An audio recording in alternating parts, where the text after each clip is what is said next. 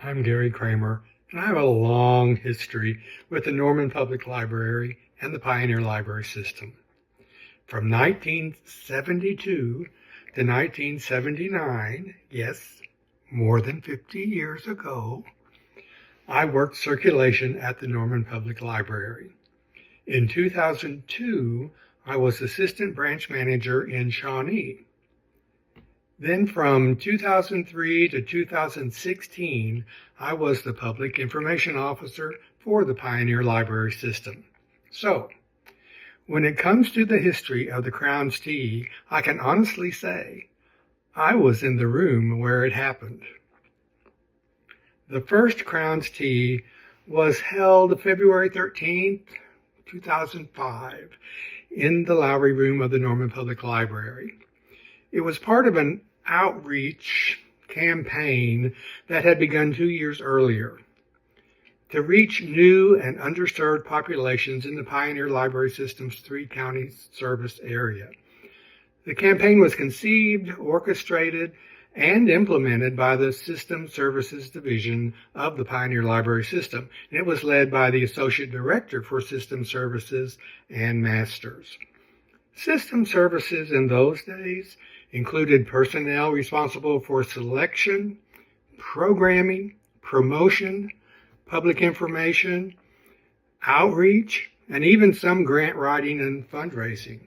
We all worked together in office space located in the Norman Public Library. So, naturally, there was a lot of interaction between the two staffs. The campaign began in 2003 with the Red Dirt Book Festival, a regional event for Oklahoma authors and readers held in Shawnee.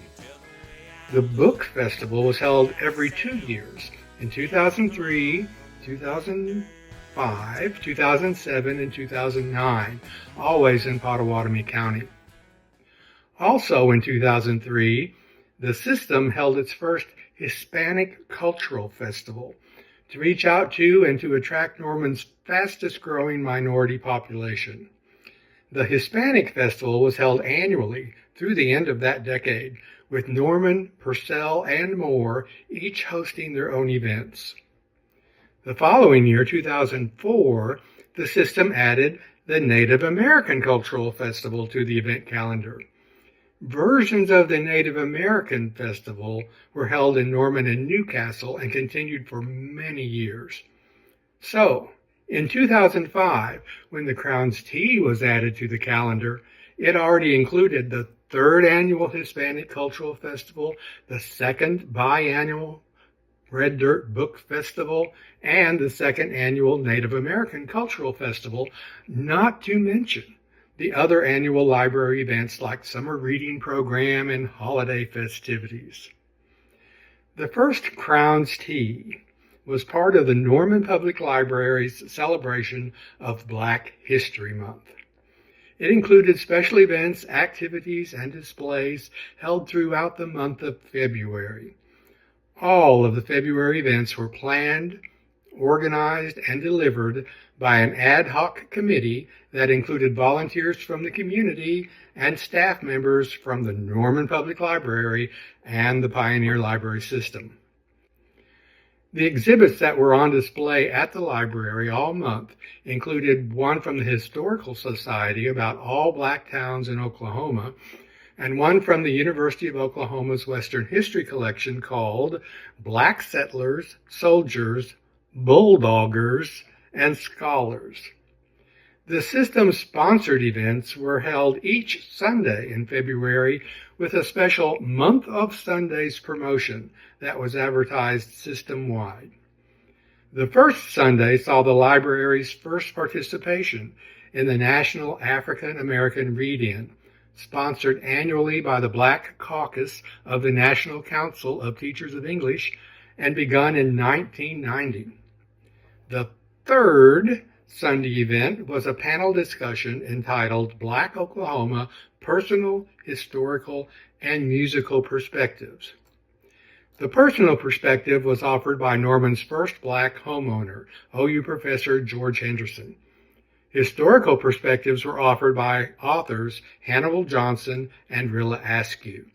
and the musical perspective was offered by Erica Thomas of the Cimarron Circuit Opera Company, along with the OU Black Student Association Gospel Choir. The fourth Sunday was called Black Voices Through History, which was a variation of the African American Read-In, but it included non-published documents like diaries, letters, and journals. That event culminated with an awards presentation for the winners of a writing competition for Black students in the Norman Public Schools, organized by teachers on the planning committee. And as you have probably guessed by now, the second Sunday event was the Crown's Tea. The idea for the event came from a book, Crowns, Portraits of Black Women in Church Hats, by Michael Cunningham, and published in 2000. We publicized the event as an event that celebrates the Black tradition of the church hat and brings together women of all ages, all interests, all backgrounds to enjoy unity after a fashion. The committee organized every aspect of that event, including the food, the service, the flowers, and the program. The room setup was provided by the Norman Public Library, and photography and printing were provided by the Public Information Office of the Pioneer Library System. The tea, like all outreach and programming events, was designed to bring new audiences to the library and to encourage them to become card holders and customers. But the Crown's Tea employed a unique strategy for recruitment. Attendees at the tea posed for individual and group photos, which were taken and printed in the style of those in the book. They were dramatic black and white portraits. Now, to receive the free portraits, attendees had to return to the library a week later to pick them up at the Adult Information Services Desk, where they were then encouraged to get a new library card. This strategy was enormously successful, with 100% of the attendees revisiting the library and resulting in a dramatic increase in the number of Black card holders. In the ensuing years, the food and service were taken over by Legends Restaurant and Catering of Norman. The program was provided by the Cimarron Circuit Opera Company. The room setup, flowers, decor, and table settings were provided by the Norman Public Library, and photography and printing were provided by the Public Information Office.